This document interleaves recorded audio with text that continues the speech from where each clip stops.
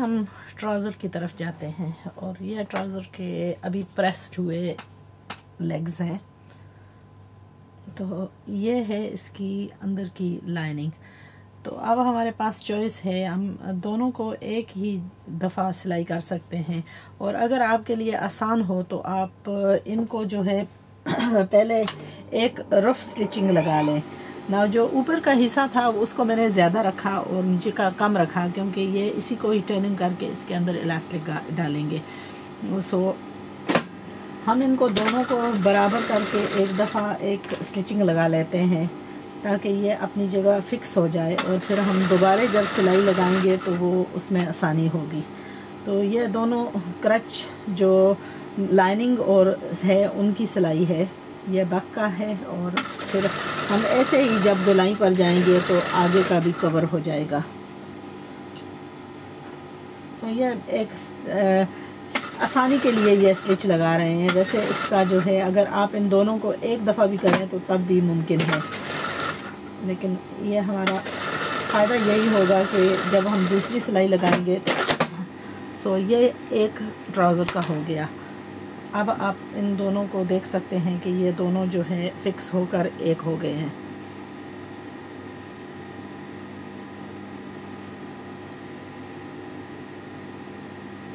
ठीक है, और ऐसा ही आप दूसरे को भी कर सकते हैं। अब बता हम दूसरे को नहीं करेंगे, इनको अब एक ही दफ़ा सिलाई कर लेते हैं। सो इसी को ही आप नीचे रखें और उसके ऊपर आप जो दूसरे का हिस्सा है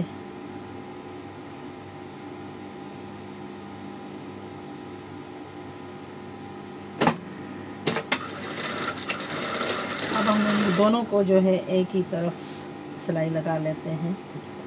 इसको मैंने डबल नहीं किया, बल्कि सिंगल में भी अगर करें तो कोई हर्ज नहीं है और इतना मुश्किल भी नहीं है, काफ़ी आसान ही है।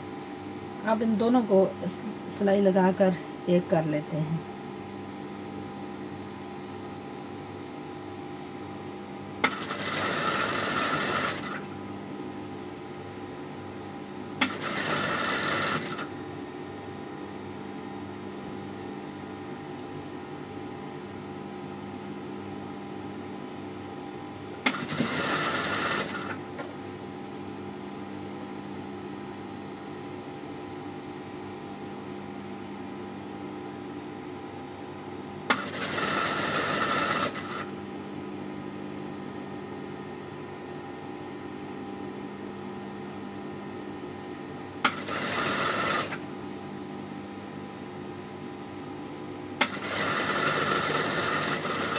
इसको ओवरलॉक करें ताकि ये जो थ्रेड्स वगैरह हैं ये ख़त्म हो जाए।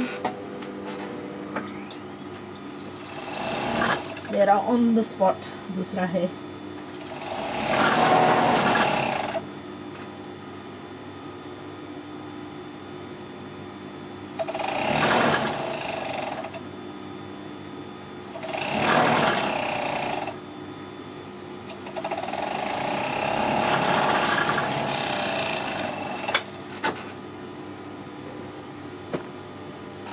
अब ये ट्राउज़र जो है मुकम्मल हो गई है। अब सिर्फ और इसकी जो है हम लगाएंगे बेल्ट जो है इलास्टिक करेंगे। और इलास्टिक के लिए भी जो है अगर आपको आसान लगता है कि इस पर सिंगल जो है सिलाई करें तो मैं यही एडवाइस दूंगी कि आप जो है इस पर सिंगल सिलाई लगा लें। इस ट्राउज़र को खींचकर अपनी जगह पर ले आएं, क्योंकि आपने ये देखना है कि ये इसकी जो लाइनिंग है वो अंदर की तरफ यानी बाहर से नज़र ना आए। तो अगर आप इसको जो इसका लाइनिंग है उसको थोड़ा सा खींचकर ऊपर की तरफ ले जाएं और फिर जब बाद में आप इसको प्रेस करेंगे तो ये अपनी जगह पर यहाँ सेट हो जाएगा, यानी थोड़ा सा टर्निंग जो है इसका अंदर की तरफ हो जाएगा।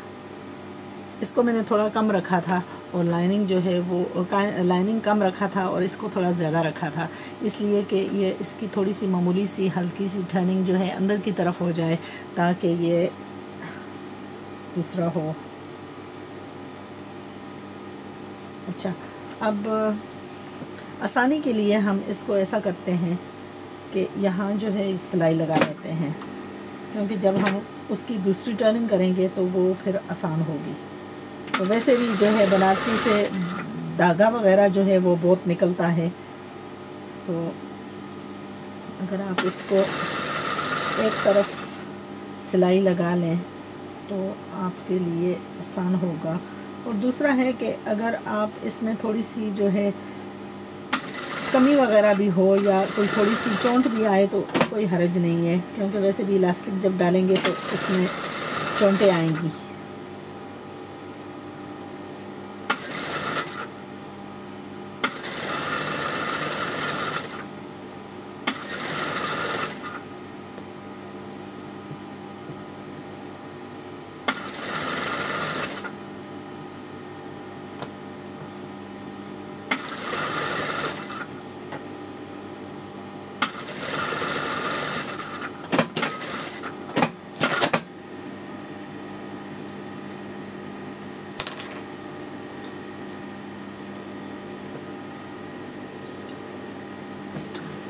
अगर ये एक्सेस है तो इसको काट कर जो है हम अब कम भी कर सकते हैं। इसको थोड़ी सी इसकी फिनिशिंग वैसे करूँगी, क्योंकि ये टर्निंग जो है ज़्यादा है और इतनी टर्निंग जो है वो थोड़ी मुश्किल होती है। तो इसको बराबर कर लेते हैं पहले। Take it to the table and I will just even it out.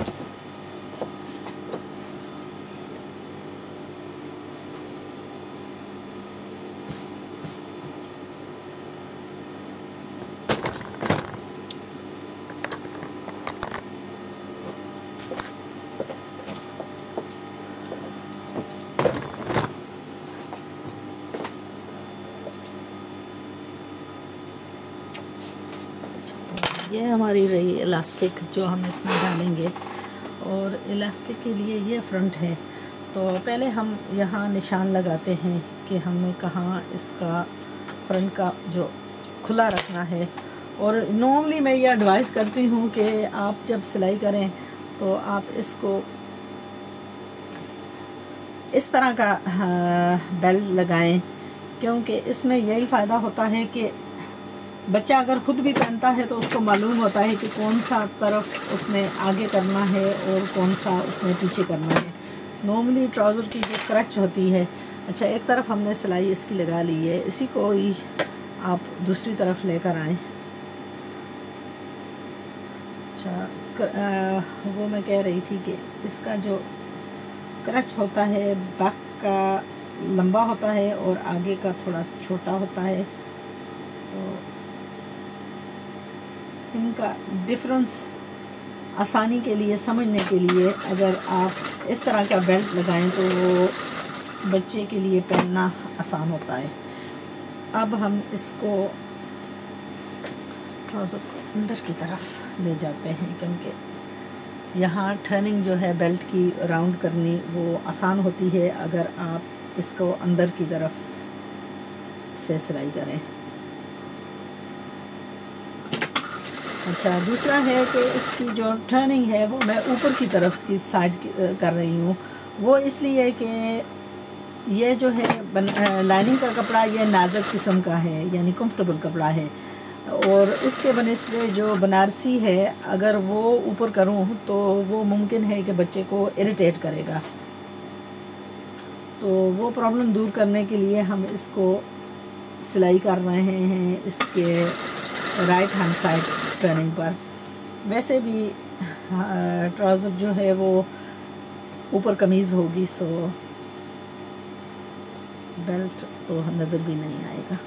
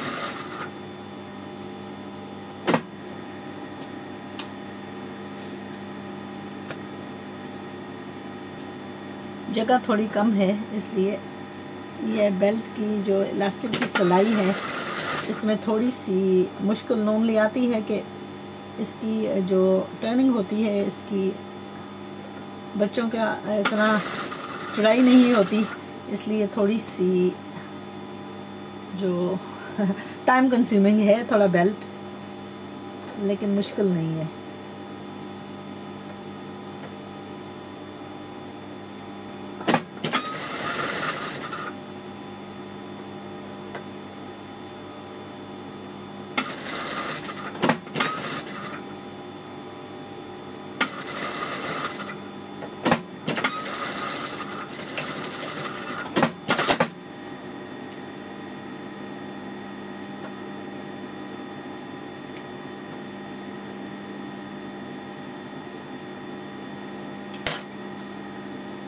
ये रहा इसका बेल्ट, हम इसको बाहर की तरफ निकाल लेते हैं।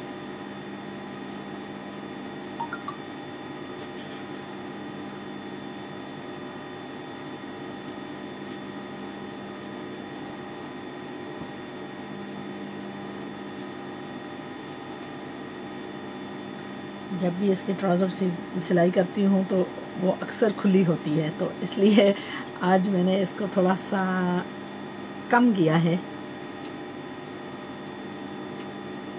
और नॉर्मली इलास्टिक पर मैं एडवाइस दूंगी कि आप एक सिलाई लगा लें, ताकि सिलाई जो इलास्टिक है वो अंदर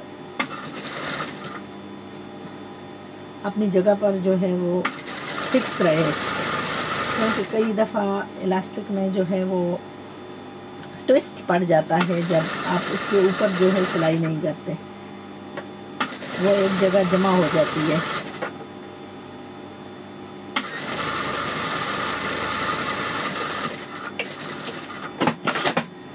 जस्ट वन फाइनल प्रेस और बस ये मुकम्मल है ट्राउज़र।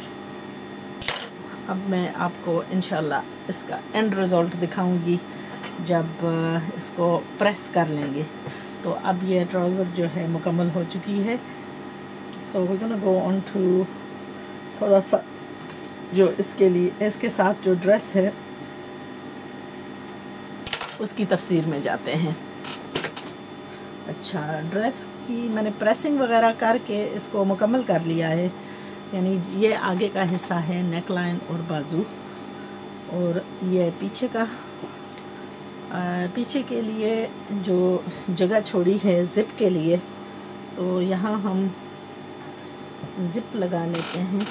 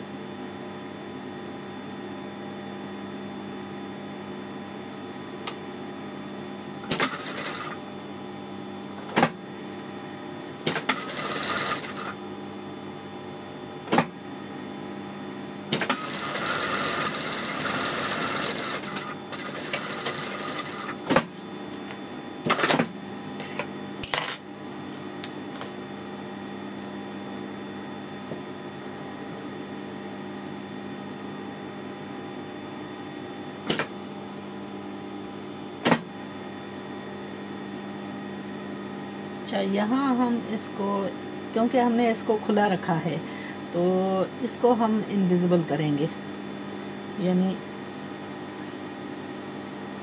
ज़िप को खोल लें। और इसका एडवाइस मैं आपको यही दूंगी कि आप इसको खुला रखें, यानी इन सीम्स को जो है ना खुला रखें। और फिर ये जो शोल्डर का पीस है आप इसको लें और इसके ऊपर कोने पर रख कर आप एक सिलाई जो है यहाँ से लगा लें नेक लाइन के एंड तक।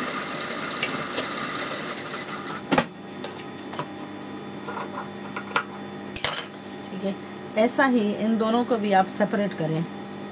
और ये जो एज है इसको बाजू के जो शोल्डर का एज है उस पर रख कर यहाँ जो जगह है नेक लाइन की तरफ यहाँ फैसला छोड़ दें और इनको सिंगल पर यानी लाइनिंग आप एक तरफ रख अलग छोड़ दें और इस पर जो है आप एक सिंगल जो है सिलाई इसके कोने तक लगाएं।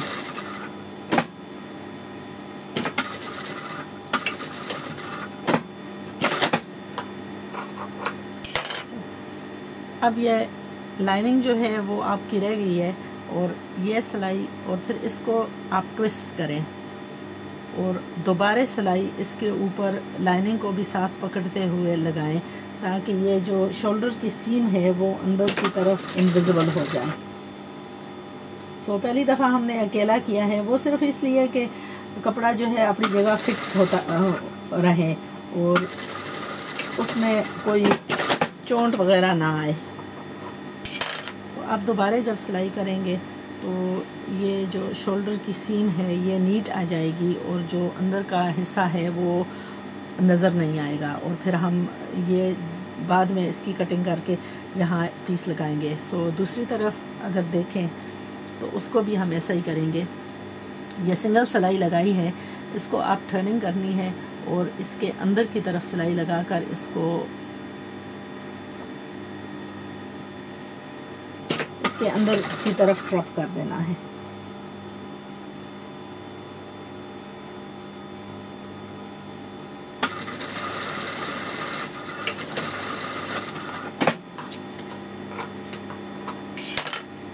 इसको भी ऐसे खींचकर निकाल लें और ये हो गई इसकी सिलाइयाँ।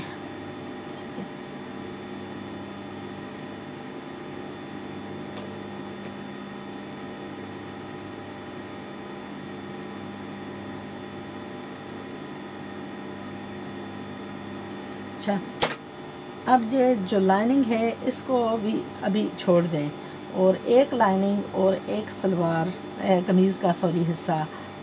अब हमने अंदाज़ा लगाना है कि हमने फ़िटिंग यहाँ कितनी रखनी है क्योंकि नाया काफ़ी स्लिम है और हम इसको एक्सेस नहीं ज़्यादा बड़ा नहीं बढ़ाना चाहते क्योंकि ऊपर जो है उसने पहनना है ड्रेस। यहाँ शोल्डर्स की सीम्स को हम मार्च करते हुए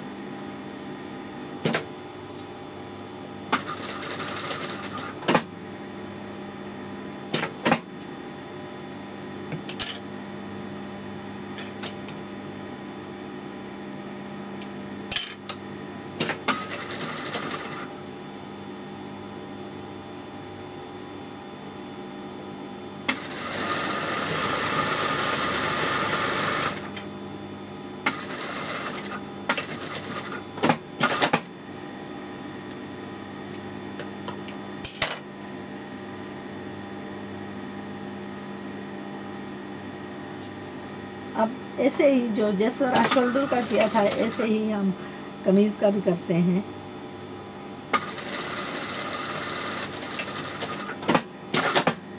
और ऊपर से थोड़ा सा नीचे ले कर जाकर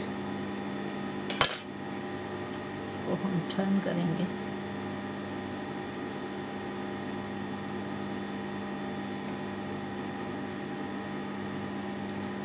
यहाँ हम एक हल्का सा कट लगाएंगे।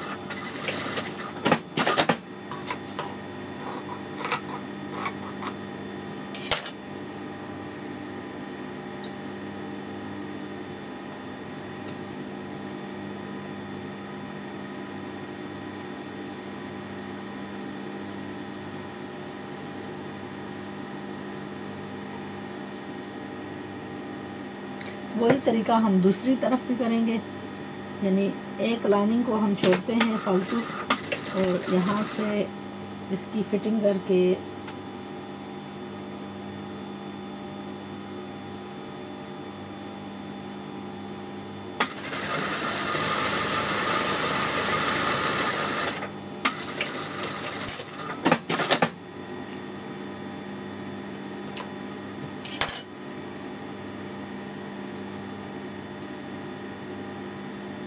इसको अब ट्विस्ट करके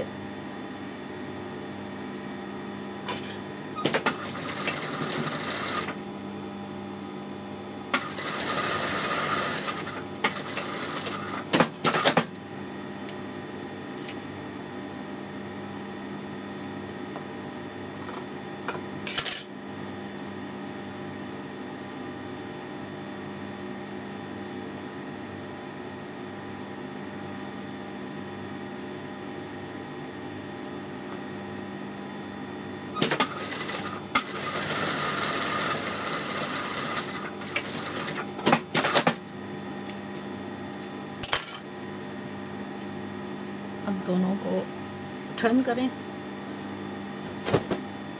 और ये रही आपकी कमीज़। यानी यहाँ से जो सीम थी वो इनविजिबल है, यहाँ से जो सीम थी वो इनविजिबल है, और सिर्फ हमने यहाँ नेक फिनिश करना है और इसकी जो साइड्स की टर्निंग्स हैं, और साइड्स की टर्निंग्स के लिए थोड़ा चौड़ा टर्निंग करेंगे, ताकि क्योंकि बनारसी कपड़ा जो है उसकी फितरत है कि वो अपनी जगह पर जो है वो टर्न होता है। सो यहाँ हम थोड़ी सी खुली करके सिलाई करेंगे। डोरी वगैरह मैं नहीं लगाऊंगी क्योंकि ये एक लाइनिंग की तरह है। ये हलीमा का बनाया था, उस पर डोरी लगाई थी, लेकिन ये छोटी बच्ची का है और जैसा ये इतना पहनेगी भी नहीं।